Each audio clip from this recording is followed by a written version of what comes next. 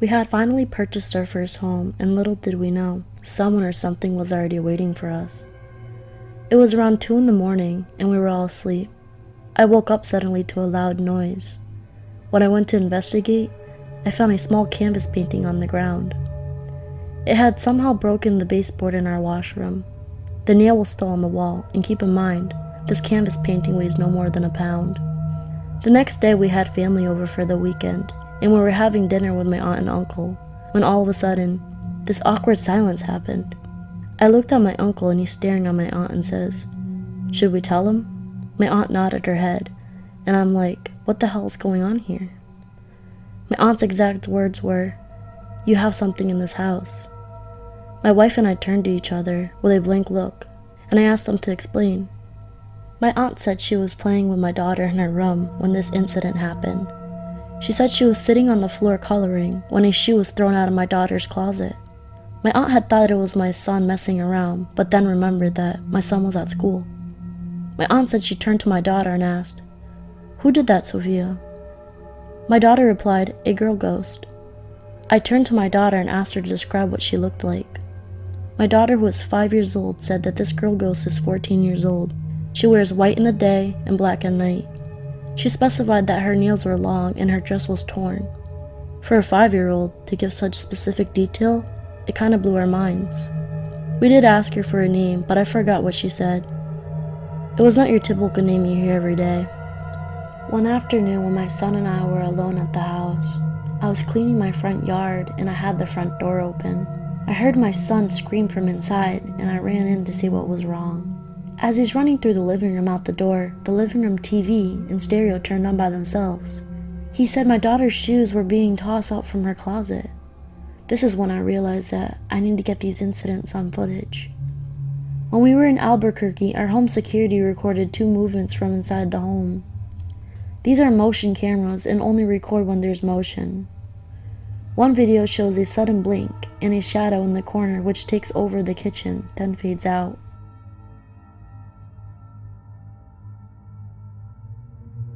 In the second video, you can see a shadow underneath the table, moving around and then disappearing.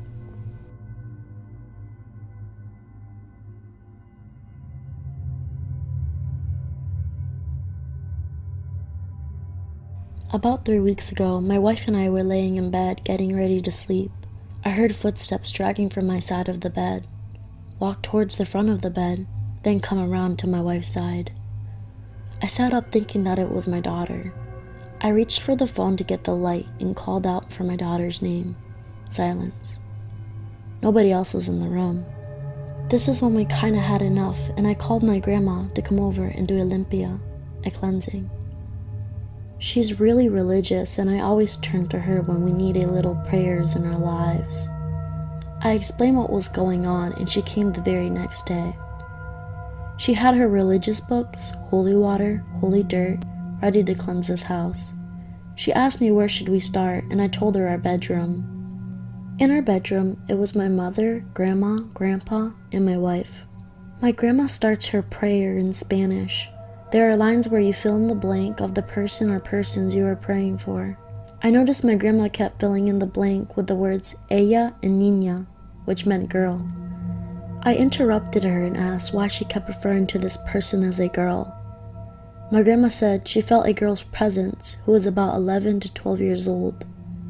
Now, this somewhat confirmed what we had in the house, since my daughter and my grandma had no communication with each other about this girl ghost. Of course, that freaked us out. After then, the limpia, things did settle down, where we heard no noises or the cameras capturing invisible movements.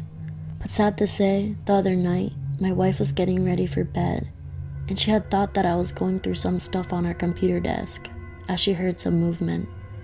Well, it wasn't me, as I was in the garage. My grandma did state that if this occurred again, this time she's bringing a priest.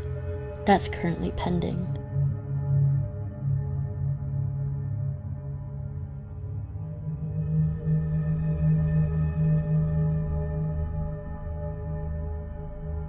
I've only told this story to maybe 3 people, mostly because I haven't been able to make much sense of it myself, and it happened a really long time ago.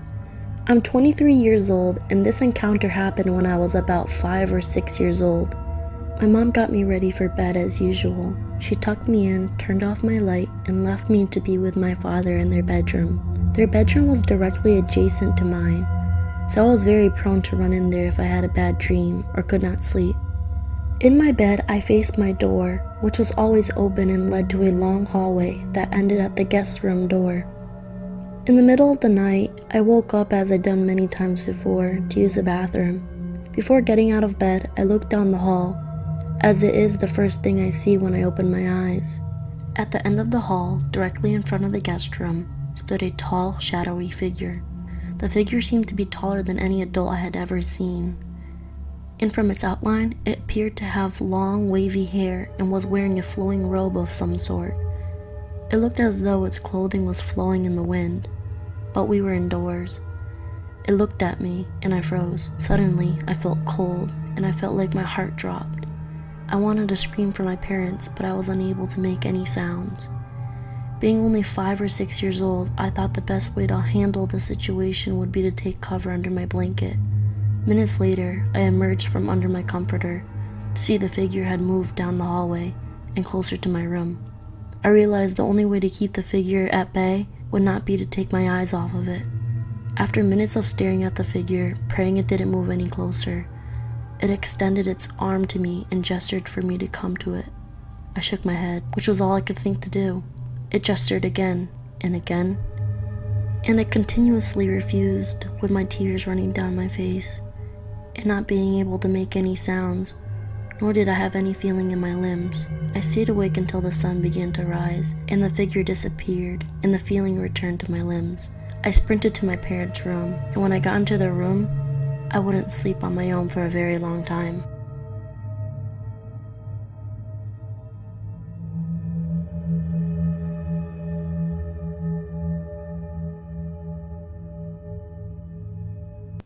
So I live about 10 minutes away from a town called San Juan Bautista.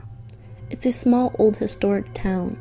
It feels like those weird eerie towns where people that live there are hiding secrets about it, like the ones you see in scary movies. Residents of that town always have super creepy stories to tell. Every year in October, they have a ghost tour and they go around town talking about paranormal things and ghost sightings. So my sister-in-law and I decided to go, and we were surprised of all the things we heard about this town. There's a mission, and people that live near always hear carriages at night, screaming, children playing, and everything is heard at night, so it's more creepy.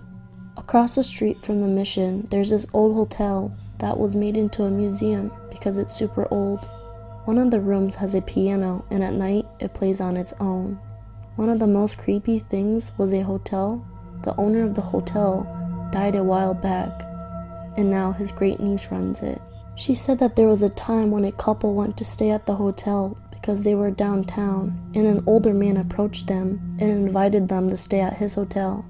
And they pointed at a picture they have of the great uncle saying, "He's the one that invited us." She also mentioned how sometimes guests have seen the uncle inside the hotel, just walking around, and that her uncle's spirit is stuck there.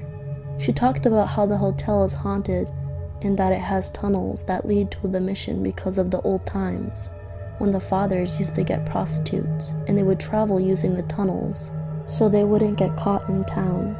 One of the stories that creeped me out the most was about this lady that worked at an antique store, and the owner of the store gave her a painting from the 1800s.